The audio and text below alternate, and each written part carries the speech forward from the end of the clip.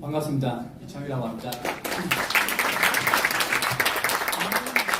오늘 이승만 학당 송년 모임에 주익정 교수님 이제 책 출간과 함께 또 제 의견을 말씀드리게 돼서 정말 영광스럽게 생각합니다. 저는 이제 전공이 국제법 또 국제관계론, 국제정치이기 때문에 사실은 이 위안부 문제의 실상에 대해서는 크게 관심이 없었습니다. 역사 전공이 아니라서. 그런데 이제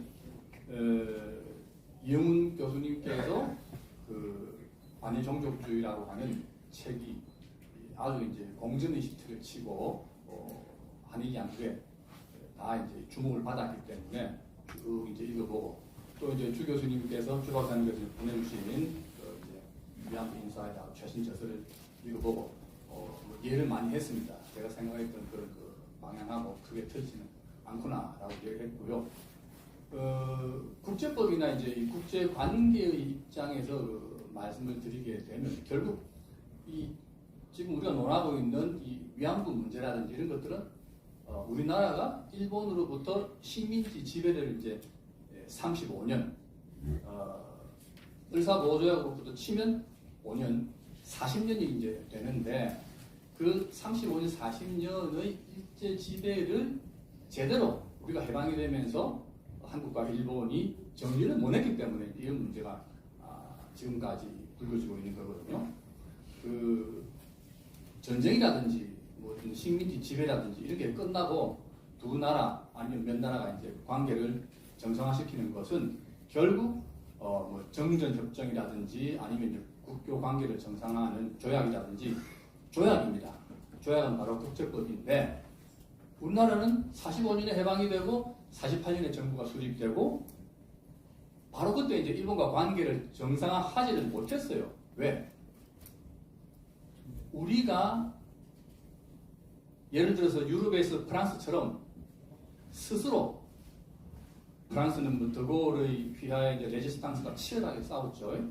그렇게 이제 싸워서 독립을 쟁취한 게 아니라 우리는 미국이 일본에 원자폭탄을 두 방 투하를 해서 일본이 패전하는 바람에 독립을 했습니다.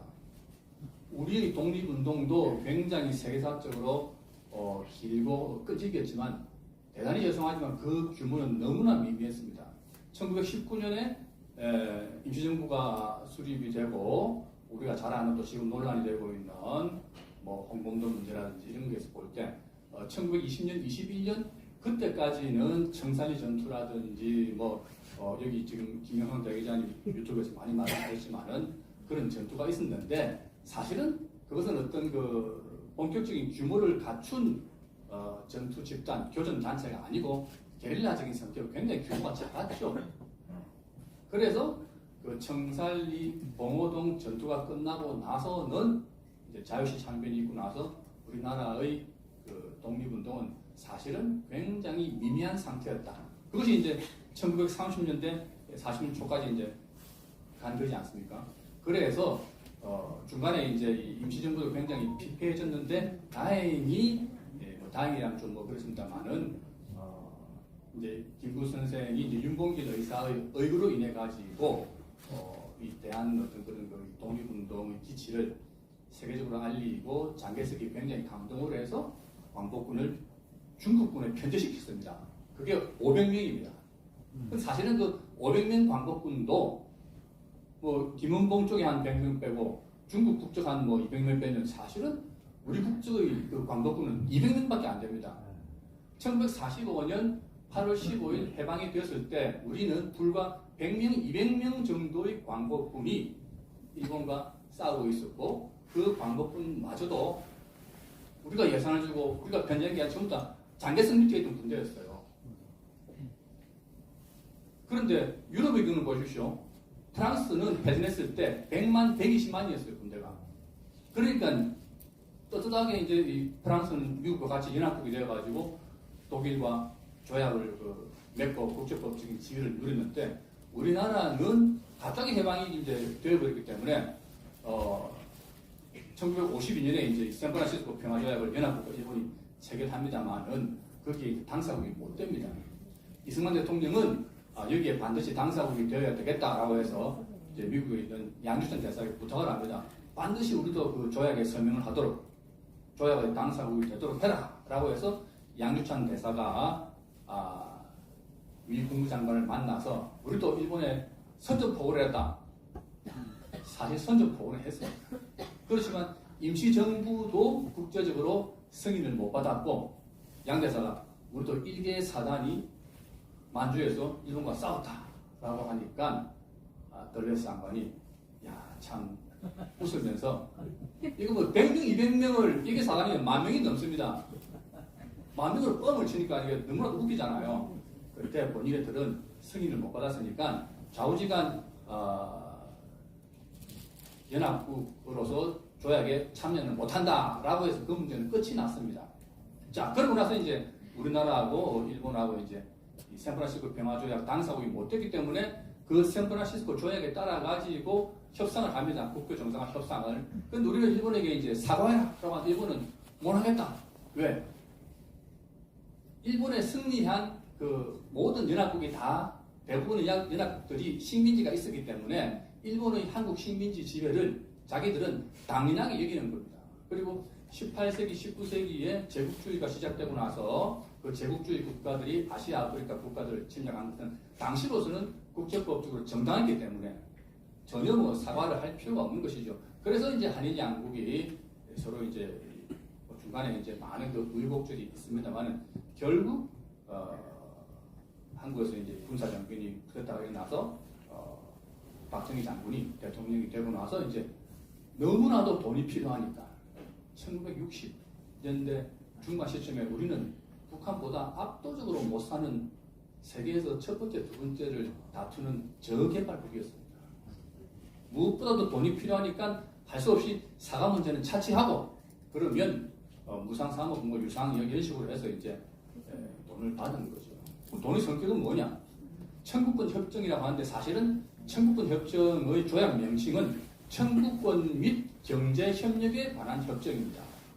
일본이 이 사과를 못 하겠다라고 하니까 청구권 그 식민지 지배에 대한 청구권이든 또 일본의 그 한반도에 있는 재산에 대한 청구권 다 합쳐가지고 서로 주고받을 것은 정리를 하되 경제 협력이라고 하는 것은 사실 그때 이제 OECD가 출범할 때입니다. 1994년 5년에. 그래서 일본이 한국 말고 뭐 당시 버마라든지 뭐 필리핀이라든지 동남아 4개국과는 국교 정상화를 하면서 배상을 했습니다.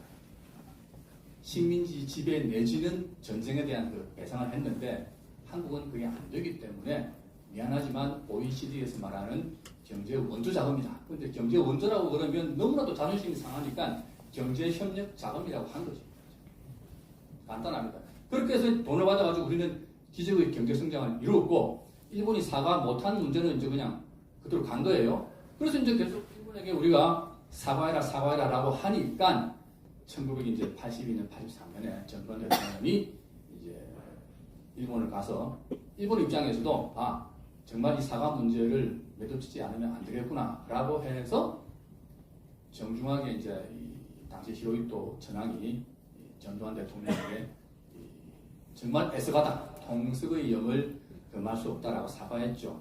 그리고 이제 몇 번 그 한일 양국 정상간의 사과가 되었는데 한국에서 계속 뭐 진정성이 없다. 지금도 계속 이제 위안부 문제 가지고 말이 많지 않습니까?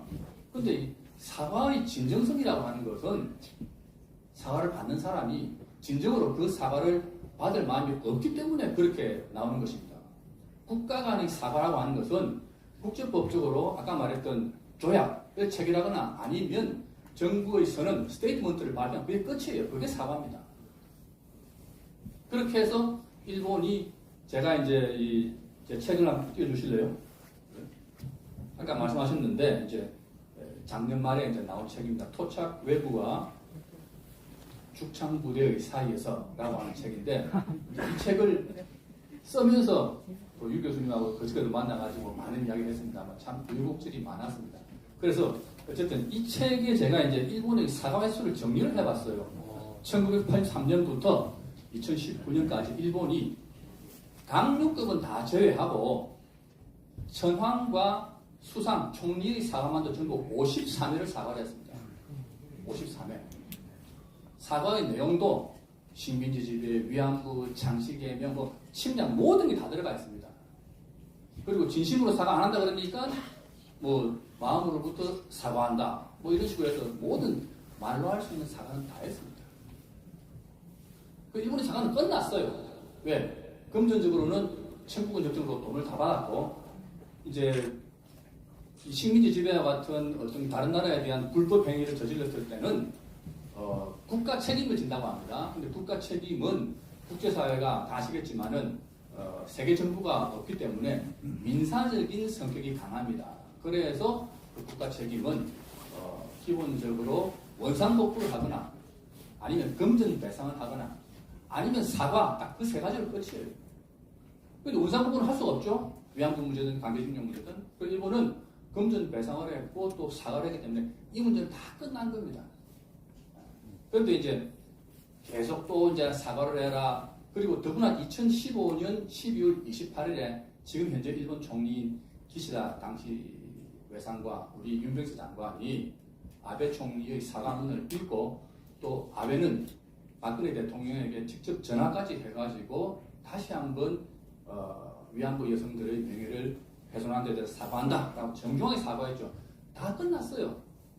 근데 갑자기 이제 이 윤미향이 입장을 바꾸면서 또 여론이 이상하게 흘러가가지고 그리고 이제 박근혜 대통령이 탄핵을 당하면서 정권이 바뀌어가지고 또 이 정치인들이 일본 문제를 아주 정략적으로 이제 국민들을 선동하게 되는 거죠.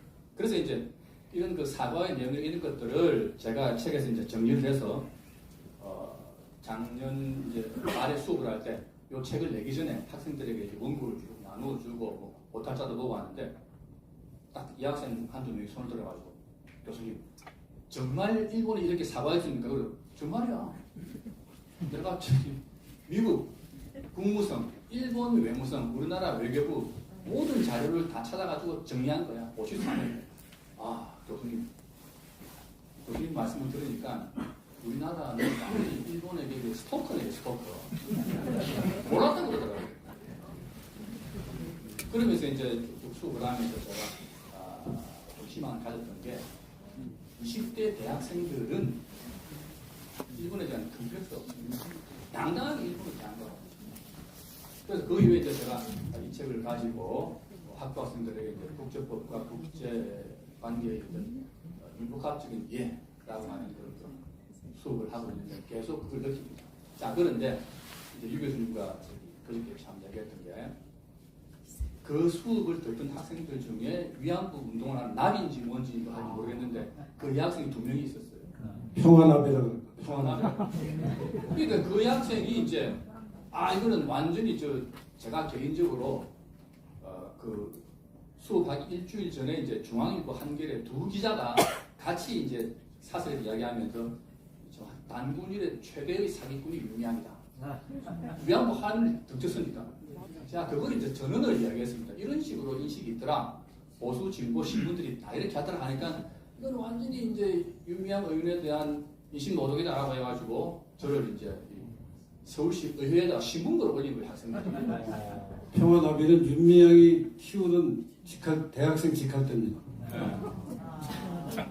그래서 이제 총장도 참 황당하다. 이제 서울에서 내려오니까 그리고 이제 그 서울시 의회의 이 민주당 쪽 사람들이 전화를 해가지고 저런 나쁜 교수를 빨리 이제 그걸 해라라고. 저도 잘못했으면 이제 유 교수님 저 너무 말고 했던 그런 상황인데 오셔야 되는데. 다행히 이제 저희 학교 교수들이 먼저 모여가지고 사실 조사위원회를 여는데 제가 딱 그랬어요. 학생 부르고 다 불러라.